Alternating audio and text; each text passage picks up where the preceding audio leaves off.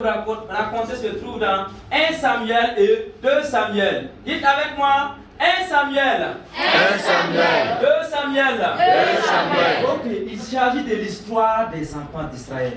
Les enfants d'Israël étaient un peuple aimé de Dieu. Et c'est Dieu qui était leur roi. Mais un jour, ils se sont révoltés contre Dieu. Que lui eux aussi, ils veulent un roi comme les Égyptiens pour les gouverner.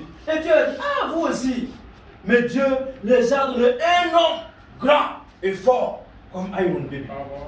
Le nom de cet homme s'appelait Saül. Dites avec moi, Saül. Saül. Mais malheureusement, le cœur de Saül ne craignait pas Dieu. Il faisait le mal. Si Dieu lui dit, va à gauche, lui part à droite. Va devant, lui part derrière. Et Dieu même a regretté d'avoir choisi Saül. Et il a dit, maintenant là, moi je vais choisir un enfant qui s'appelle David. Dites avec moi, David. David. Et Saül avait un fils qui s'appelait Jonathan. Et Jonathan et David étaient des amis inséparables. Oui, chaque fois ils sont ensemble. C'est eux qui partaient jouer au ballon. Et ils étaient au marigot ensemble. Mais un jour, Jonathan a vu que la façon dont mon père désobéit à Dieu là, un jour là, Dieu va l'enlever. Il a dit à son ami Jonathan, sinon là, il a dit, viens. Moi j'ai un problème. Je sais que mon père là, il veut quitter le trône là. Mais promets-moi, quand je vais mourir là, tu vas prendre soin de toute ma famille. Et David dit, non, laisse ça, on est ensemble, voilà, on est ensemble, ça c'est pas un problème. Voilà, on est ensemble, c'est compris non? On est ensemble. Et un jour, David, Saül et son enfant Jonathan sont partis à la guerre. Et pendant la guerre, c'était très chaud. Les frères se comme ça, fiou. Et malheureusement, Jonathan et son père sont morts là-bas. Et David était triste. Vous voyez que quand quelqu'un meurt là, qu'est-ce qu'on fait? On pleure. David a pleuré. Oh, mon ami là, il est mort. Je ne vais plus le voir encore. On ne va plus jouer ensemble. Il était triste. Et c'est en ce moment qu'on l'a intronisé comme roi. Et quelques années plus tard, quand David est devenu roi là, et il a réfléchi que, oh, j'avais fait un pacte à mon ami Jonathan. Je lui avais dit que je vais prendre soin de sa famille là. Et puis il a pris le peuple là. Est-ce qu'il existe quelqu'un encore de la famille de Jonathan? Et il y a un serviteur qui a couru. Il a venu dire au roi là, oui, il y a un enfant de Jonathan qui est toujours vivant. Et il s'appelle Mephibosheth. Dites avec moi, Mephibosheth. Mephibosheth.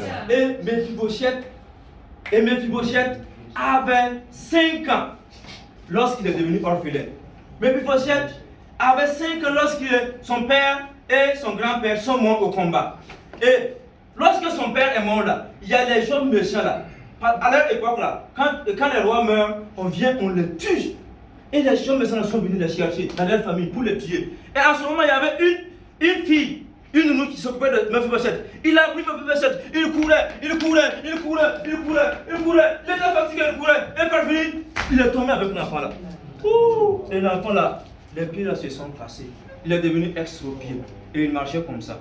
Mais au moins, ils ont réussi à courir jusqu'à Lo-Débar. Dites avec moi, Lo-Débar. Lo-Débar. Et ils sont partis se cacher là-bas plusieurs années. Et Mephibosheth il a grandi, il a eu un enfant. Et c'est maintenant que David a dit, allez-y amener Mephibosheth pour que je lui fasse du bien.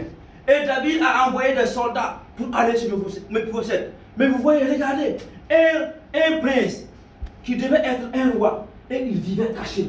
Il ne voulait même pas que les gens le voient, parce qu'il se disait que lui n'est plus important aux yeux des hommes. Il était comme le billet là. Pour lui, il était froissé comme le billet qu'on voyait ici là. Voyez-nous, il était comme ça.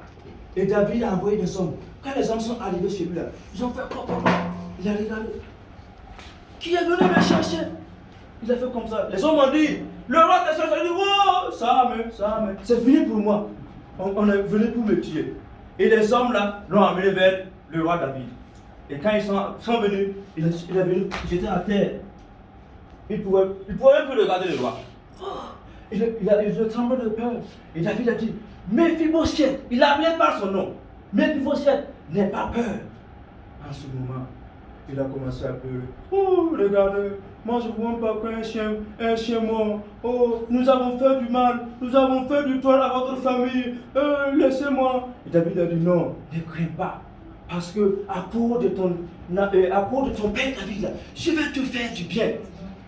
À cause de ton père Jonathan, je vais te faire du bien. Est-ce que tu comprends? Mais lui, il n'en croyait pas ses yeux. Il continue à pleurer. Et David a essuyé ses larmes. Il a dit, à partir d'aujourd'hui là, c'est fini.